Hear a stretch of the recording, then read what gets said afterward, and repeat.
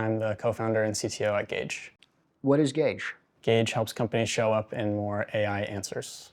How important is showing up in AI answers these days? It is pretty dang important. I would argue that if you wait too long and don't invest in this channel, it's going to be a big regret for years down the line. I think almost every user, particularly B2B users, when they're researching what to use or what to buy, are involving ChatGPT or any of these other mainstream models. News too. I think we just saw a report that Claude is peaking with news queries around 7 p.m. every day. So it's even pulling without any referral traffic. So they're pulling news. They're pulling sourcing from news things, summarizing it and giving it to people again. So it's not just B2B and SaaS, it's all information at this point. The speed at which this is changing is astounding. I mean, I assume you've seen some of this velocity. You guys, how long have you guys existed? So technically, Gauge as a company has existed for around 2 years, but working on this problem, because there was a pivot in the early days, is about 1.5 years, maybe a little under that. But even in that time, I mean, we've seen really massive shifts. I mean, on the product side and, in the market that we're going after, but I mean, also, I'm a CTO, I'm in engineering, and that has just changed so dramatically. What were you guys before you were doing this? We were building a developer tool, actually. So my co-founder and I are both deeply technical. We've been engineering managers before this. So we were building essentially a tool to manage very large code bases, a specific problem that we had seen before in Python.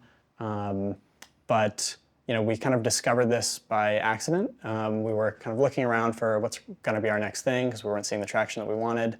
We went to a developer conference that YC was hosting, and we just heard speaker after speaker talk about how almost all of their new users were being referred by ChatGPT. And so we took note of that, shipped some initial tests and liked what we saw and just have been executing against that since then.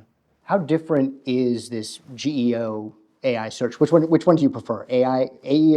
I personally don't care. I think geo is quicker, easier to say, but it's got the conflict with geography and everything. How different is it from SEO? Because I'm assuming you didn't have a huge SEO background when you jumped into this. No, I didn't personally. I've always been very much about the tech, but my understanding based on what I've seen in this market and just talking to my co-founder Kaylin and some of the folks that we've hired is that I like the analogy of geo being more like Moneyball SEO. So kind of fitting, we're in a baseball stadium here, but because an AI agent will consult many more sources than a human, it doesn't have the same attention span limits, and it's able to make many web searches in parallel. You want to rebuild your visibility kind of in aggregate, and you want to have really broad-based, consistent coverage of what your brand is, what you offer, what makes you special. What does that, dive into that a little bit more. What does that mean? Yeah, so to me what that means is before, let's take, I don't know, running shoes, for example. Because everybody's funneled into the same search box on Google and it's relatively small, you can realistically target a relatively small set of keywords, and your goal is to be top 5 so that you get an actual click. With geo, what you want is to try to capture the intent behind all of those previously hidden, disparate usage patterns that are all hidden behind best running shoe. Maybe somebody wants, I want the best running shoe with a wide toe box and good arch support and whatever it is. You want to have coverage of that type of content that mentions your brand. It's a more effective long tail approach, which was much harder to do in the SEO realm because you're targeting top 3 or you're buying Google AdWords. With this, every niche is potentially exploitable with content. Yeah, I totally agree. In the old days of SEO, let's go back to 2007, there was everything, there's a lot of black hat SEO, private blog networks, backlink purchasing, all of that stuff. How much black hat GEO are you seeing in the space? I don't even know if it's a thing. How manipulatable are these LLMs from a brand or personal perspective? I definitely think there are some questionable patterns that you'll see with content that's really easily able to manipulate the LLMs. Ooh, give me some examples. That I would never use, but yeah. So I think something that folks have definitely seen. I've seen some reporting on this. The listicle is very dominant, and the pattern that a lot of folks like to use is I put out a listicle, best running shoes, and lo and behold, I'm number 1 on the list. Very, very dominant strategy right now. It's just taking your word for it. Yeah, essentially. I think that may change in the future, but that's just what we saw immediately in the data. So right now, authority, like the old style of Google-based domain authority, trusted sources, backlinks from highly valuable or authoritative partners, less impactful? I think it's arguable. I think it builds an important foundation. So for example, like the easiest possible case in geo is I have really good domain authority, but I haven't yet covered the long tail in terms of content. And so having the domain authority kind of gives you a really strong base to push into these kind of like long tail content areas. So I think if I'm a new company starting out, I'm definitely not going to start with, domain rating or backlinks or anything like that. I'm going to start with content, but having it is definitely still helpful. There's some broken incentive patterns around backlink from high domain authority sites, because now with Google, they would refer traffic, which the news brands and high authority sites would monetize. LLMs aren't doing that right now. I mean, ChatGPT has a deal with Reddit. It's not quite the same thing. Anthropic is sending no traffic really, or at least attributable traffic to any news sites. So I don't know, from your perspective, is this changing very quickly? How sustainable is this? Yeah, I mean, I think it's changing very quickly. I actually think a new kind of replacement market is springing up, and it's not for backlinks, but it's for mentions specifically. So like you said, you can't really count on the backlink driving a real click, but if I get a prominent publication to just talk about me, even if they don't link to my site, that's in a lot of cases just as valuable. I guess it has to hit two things. They have to mention me, but they also have to be scrapable. Yeah, of course. Yeah. So that's a good point. So there are some, like legacy media publications. I think the New York Times is a really prominent one that have taken a stance. They don't want AI to be crawling their content.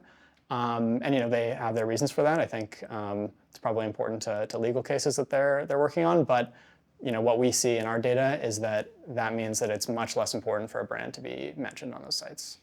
I imagine it's only a matter of time before, I've got a Wall Street Journal or New York Times subscription, and I can now plug that into Claude or plug that into ChatGPT so it can be consumed but somehow not shared with the wider models. Yeah, I think that actually makes a lot of sense. I think that eventually a deal probably gets done there because reputable information is extremely important, and the models know that. It's becoming harder to come by the more they close down and lock that stuff down.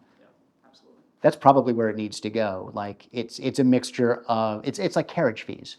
So a person buys a subscription to a news publication or a group of news publications, and to then plug it into the model itself probably has to kick in a few cents for everything that's happening there. Or it's, you can buy a New York Times subscription, but for $5 more, you can give the MCP server, access to such and such. Yeah, I could definitely see that. I think it keeps the content relevant. I think it extends their existing business model naturally. I noticed that Google is moving what news sites do you want to prioritize in your search results is something that you can already choose in Google search. I just saw it today for the first time. So I'll be interested to see if that pops up increasingly, because I'm tired of seeing news sources that I know are not really reputable popping up constantly. If I see the Epoch Times pop up on my newsfeed one more time, I'm going to, as a citable source, I'm going to be super annoyed. I mean, that setting that you mentioned could just be a stepping stone to the world that you're talking about. I wouldn't be surprised if I saw it integrated with AIOs, for example, relatively soon. That's going to be fascinating. Obviously, this is a problem a lot of people are working on. You're sitting in the Valley. I know you have a lot of competitors in this space. What sets Gauge apart? Yeah, so like I mentioned at the beginning, my co-founder and I are both very deeply technical, and we're also very much driven by the data. So I think what sets us apart is that every strategy that we recommend to our clients is backed up by very high quality data. And I think we're also able to build the best AI-enabled tools the fastest. So for example, like one of our most used features in the platform is our AI chat feature called Ask Gauge. It has tools to use essentially everything in the platform plus any integration that you bring in from outside. So your Google Analytics, Google Search Console, your CMS, anything like that can kind of be a one-stop shop for a content marketer. You got to be burning a lot of tokens right now.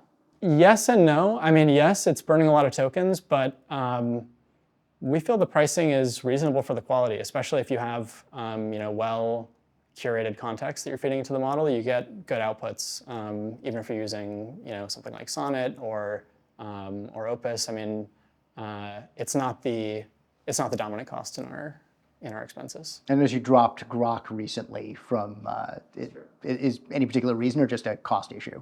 Actually, it is a specific reason. Is it because people just kept asking for naked pictures? Like, I assume anything Grok related, that's what I assume is happening. It's a fair assumption, but no, we weren't exposed to that. It's actually that the highest quality source of data is the end user front end experience, and so we need to request the public free version of a model to see how it behaves under different prompts. Grok doesn't expose a public endpoint anymore. You need to be logged in as a Twitter user. And so the only way that we can support Grok now is if you bring an API key. Are there any big changes or trends that you're seeing in how AI search is functioning right now? Yes. So I think what shocks me is how quickly things change even over the course of this company. It's only been a year and a half, but the first wave, I think, is users moving from Google to ChatGPT or Google to Claude. I think the second wave that's just kind of starting is that a full-blown agent loop is now becoming part of a typical user's journey. And so what I mean by that is instead of me sitting down with ChatGPT in the web interface and asking, what's the best CRM for me to use, or what's the best HRIS or something like that, I might have Claude Code go do a research project and then return a PDF or something like that. And so we're very, very interested in capturing the agentic surface, which is actually much, much richer.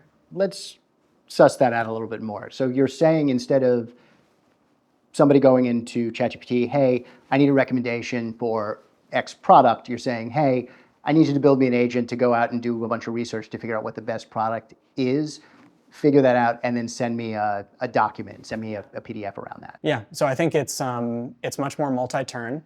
So it's much more likely for the agent to come back and say, here's what I found so far, what criteria are important to you.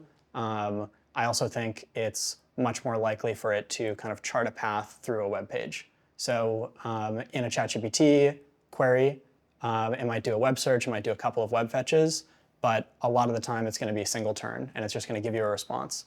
In the Claude Code case, it might pull up a docs page that makes reference to another docs page. It'll go fetch that one, it'll go fetch another one, until it's kind of navigated that site similar to how a user might if they were doing the research. And I think that's just a different optimization surface than somebody who needs to put up a comprehensive consolidated blog post. The hard part for anybody building a website is determining what is a landing page versus what is an informational page. But the way that an agent can consume information without dealing with the cognitive load of a human is dramatically different. So the idea there is I can answer every question from every scenario, but is my agent, it's not about me necessarily publishing more content, it's actually about empowering my agent to give answers on the fly based on all of my content. Is that what we're saying? I think that's where it's going. I don't know how quickly we'll... That's the death of the website, and obviously in its current incarnation. We do kick around that idea a lot internally, what does the future of the website look like? I think there is a version of a website where Claude Code requests some well-known standard path, like essentially walking up to a salesperson or walking up to the cash register or walking into a store or something like that. And there's a conversation between the buyer's Claude agent and the seller's potentially Claude agent or ChatGPT agent or whatever it is, where the agent needs to elicit what the requirements are and provide the best information possible. And that's probably going to be happening, not only for that vendor, but for all of that vendor's competitors in parallel. This is like a product person having to trust a salesperson on steroids. No product person I've ever talked to has said, oh, the sales guy said I could do this. Yeah. I know they said it could do this. Yeah. But so that brings me to, I think, what the most important part of this is, which is trust. Trust has been disrupted, I think, more than anything else in this AI age at the same time that these tools are proliferating. how do you build in a trust layer in my agent talking to this agent to give me these results, when you're also telling me that I can fairly easily manipulate some of these platforms by just giving them what they want to hear? Truly, I think it's an unsolved problem. I think there's going to be new systems developed specifically to handle this. One thing that comes to mind is it could be mediated by the model labs themselves. So there may be some kind of partner program where the information that you're providing to the agent is stamped with a seal of approval or something like that, and you can instruct your agent whenever it's buying something to kind of look for that stamp. That would be unfortunate for like gatekeeping reasons, and it definitely gives them a lot of power. Another, specific to, so we're very interested in developer tools as well. So if I'm selling, an API or something that the agent can actually install and test, there's the potential that it could give like a live sample, like a short-lived API key where you can verify the claims that the sales agent is making. False advertising is actually a crime. Nobody knows in this black box of one agent talking to another agent. So it could potentially just allow you to, lie at scale. That will probably happen, in some parts of the internet. I think it will be on the client's agent to be as skeptical as possible and as truth-seeking as possible to kind of figure out, how to sift out the value from the noise, essentially, for its user. So let's get into some of the technical specs of how you're able to build your new product. You're a greenfield product. You are using AI tools to solve an AI problem. Is there something unique about being in that position as a CTO? The biggest thing that comes to mind is just the velocity of the engineering org now has to move at, or now should move at, given what tools are available. So like you said, we're operating in a relatively greenfield space. I like to think that the core of our product is now relatively mature, so there is just maintenance and extension there, but we're always taking spikes in new directions. I think it can be exhausting sometimes to kind of just keep up with all the capabilities that are out there and making sure that we're utilizing them as effectively as possible. We don't want to kind of leave value on the table, and so whenever I'm working on one thing, I need to make sure that I have agents working on other self-contained tasks, for example. The closest thing you have to time off is like when the baby is napping. It's when the agents are working. It's interesting you say that because there's always more work that I could give to an agent. So the bottleneck really is, my review and my, a lot of people are using the term taste. It's about deciding what does it make sense for the agents to work on next, and how can I make sure it doesn't outstrip our capability to QA it and keep a coherent foundation, coherent product. It's very easy to produce more than you can ever look at. So how are you setting those boundaries for yourself and your team? Every team is different. Our team is very, very small, lean, like high responsibility, high autonomy, and that's how I prefer to work. And the way that we essentially run it is, we do actually have very powerful like AI code review tools that always do the first pass. I've been very happy with them, actually. I've seen kind of them evolve from very noisy to now extremely competent and fast. So I'm happy with those tools. And I think it's just a question of making sure that the team is talking to each other enough in a given week to know like, okay, this surface is changing, this surface is changing, these contracts are changing. But other than that, just trust among the team members. So whatever I put out there, whether AI wrote it or whether I wrote it by hand, like I'm responsible for that. And if something breaks, I need to fix it. So taking responsibility is still a key part of this, because it's super easy to say, well, the AI fucked it up. I don't know what. Yeah, that doesn't fly. You prompt it, you bought it, basically. Oh, okay. One question I ask a lot of people is, look, you're a Y Combinator company. Your goal is to build this thing. You're running as lean as possible. But if you had all the money in the world, you could hire exactly who you needed to hire. You say you have a lean team, but let's say you have all this money. Yeah. Who would you be hiring for right now? A very popular framing that I've heard in other contexts is like, the principal agent problem, right? Like, as a leader, you have certain priorities that you want the business to achieve, and you delegate a lot of the implementation to your agents, who up until now have always been, human employees. I think now agents are abundant, and I need more principals. I need people who can come in, be autonomous, have very high ownership, and are also able to utilize this abundance of agents as effectively as possible.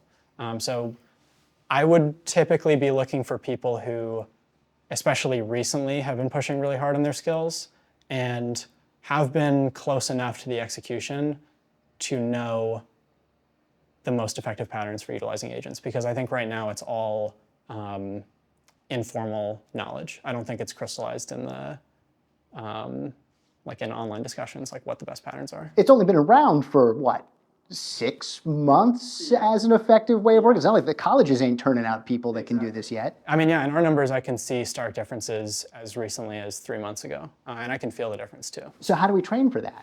Or how do you train for that? Or are you thinking that in 2 weeks you might not need to train for that because they'll have a new update that takes care of it for you? Obviously, right now, being a small company, like we actually don't think too much about like training from scratch. Like we really do want to bring in people who can hit the ground running.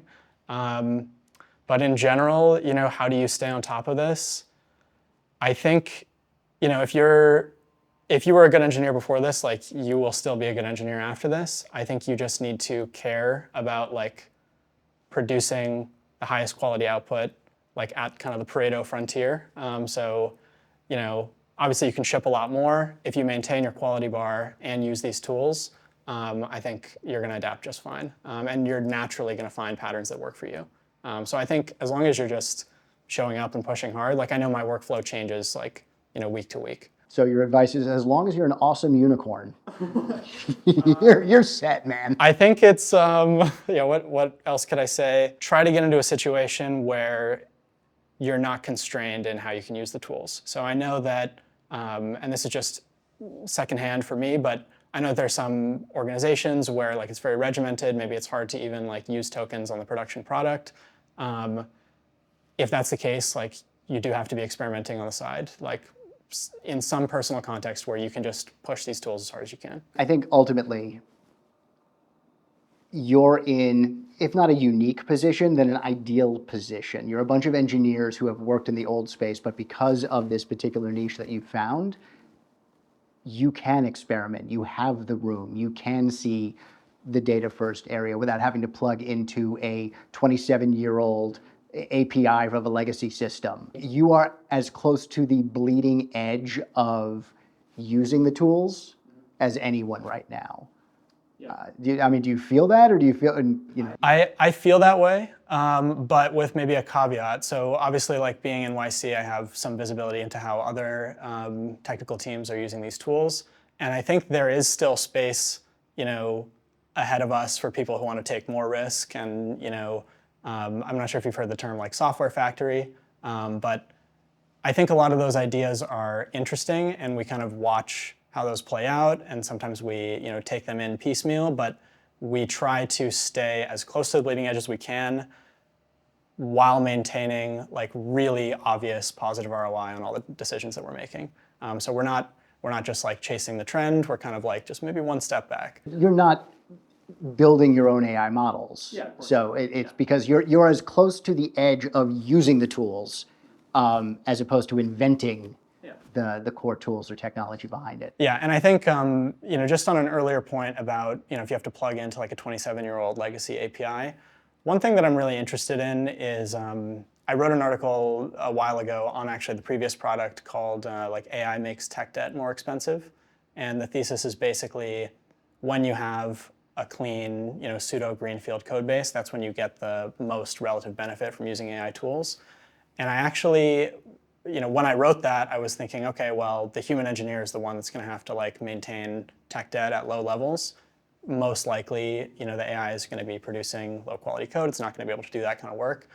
Now, I actually think that AI is the best tool that has ever existed for improving the cleanliness and the quality of your code base. And I highly recommend that everybody like invest some time into paying down tech debt, especially because the speed at which you can do it, even in these like large organizations, means you don't need to really justify like, oh, we're going to spend 2 quarters, we're going to feature freeze, and we're going to pay down this tech debt. You can just mix it in the background, and I think the returns have never been higher on that. That's the second time I've heard this in recent interviews. I was talking to Juan Ray at Siemens EDA, I think last week, actually, and he was the first one who said to me, he's like, I'm very hopeful that tech debt not a thing anymore, which is a complete sea change from even 3-4 months ago when everyone's like, my God, I just generated 250,000 lines of code a day and my tech debt problem has exploded. Now it seems to be like, it's the AI's problem. It'll take care of it pretty easily. Fundamentally, how it feels to me is that the inhibitor on working on tech debt in the past has always been just dramatic opportunity cost from the engineer's perspective. Like they need to use their like single thread of execution on features. And now that we have like agent abundance and we have parallelism, all you have to do is like recognize the tech debt and describe what you want to be fixed about it. And now you have a realistic chance of getting that done without any significant opportunity cost. From your perspective, the software engineer is not going away. The software developer might be. I mean, it depends on your take on those roles. All right, let's parse that language a little bit further. The software engineer, the architect, the orchestrator, crazy important. That product-minded, close to the business, all of this stuff. Somebody who's just really good at coding. I think it gets a lot harder to justify a position that's purely about like being the guy on the team who can read the code. I definitely think the archetype needs to be somebody who is owning outcomes and wants to use whatever tools are available to get them done as fast as possible at the highest possible quality level. And I think that's what most software engineers have been after, at least in my experience. Do you? Well, maybe most is like, maybe I can't confidently claim that, but you know, a lot of good engineers, I think, you know, to my point earlier about tech debt, we have ideas about what we want to improve in the system, but we've always had limited time, we've had limited energy, and I think that the kinds of things that I'm able to build now and the quality that I'm able to build them at really do make me happy, and I'm happy to use the tools. In the Valley, obviously the energy is here, the velocity is here. Outside of the Valley, AI has a lot of pushback, whether it's data center, whether it's fear of socioeconomic issues. Do you feel any of that anxiety here in the Valley? I definitely want to say I'm not qualified to weigh in on data center placement and all that, but definitely I think there's a lot of thought here about the socioeconomic impact. Obviously, I think the headline story is, you know, is this going to lead to labor replacement? There have obviously been a lot of layoffs already, and the stated reason is always AI efficiency. I think it's worth having some skepticism around that, but also I do think I tend to agree with the vision that some of these foundation labs put forward, that we're really going to see dramatic changes in what a typical business looks like in terms of headcount. Yeah, I don't know if I really can get into more detail. I think it's a very subtle and difficult topic, but nobody can predict entirely the future. You can only just do the best you can with the information that you have at your disposal. Jensen over at NVIDIA basically is looking at this from, there will need to be social changes to how we interact on a sociological level, and I think search in AI and how we consume our data and our information is fundamentally changing. And do we need regulation on top of that? And do we need to then implement other tech guardrails around that? That's what we're kind of trying to feel our way through. ChatGPT's newest model was just basically shut down by the government and restricted to a couple of select companies. Do you think regulation is where it needs to be? Are you hoping for more? Or are you just kind of I'm just trying to ship as much code as I can right now? Yeah, I mean, I'll say that almost all of my mental energy is just going into executing on my business. But when I do think about these kinds of things, I feel like some amount of regulation is inevitable and the right thing to do.